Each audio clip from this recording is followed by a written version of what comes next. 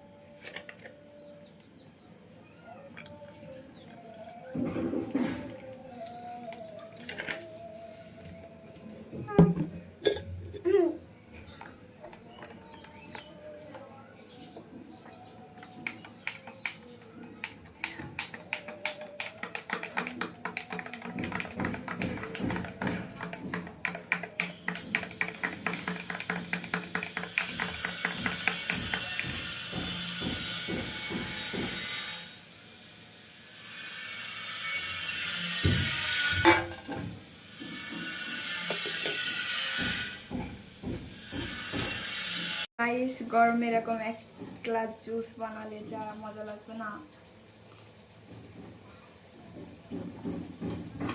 কাঁচা আমটা দিয়ে বেশি মজা লাগতেছে, টক টক লাগতেছে।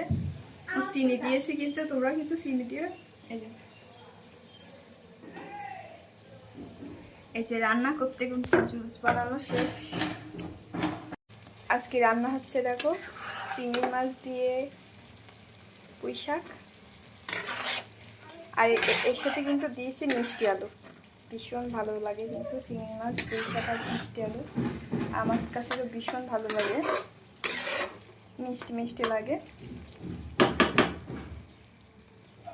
রান্নাও প্রায় শেষ হওয়ার পথে। জুসটা কিন্তু বেবির জন্য বানানো, কিন্তু ও দেখেন অল্প একটুখানি খাইছে আর খাইনি। ওরকমই সব জিনিস মনে করেন যে বানাতে বলবে কিন্তু খাবে না। আমি খাই, কি আর করবো, কিন্তু অনেক মজা হয়েছে।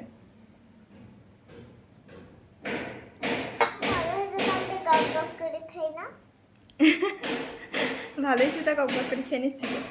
তুমি খাচ্ছ?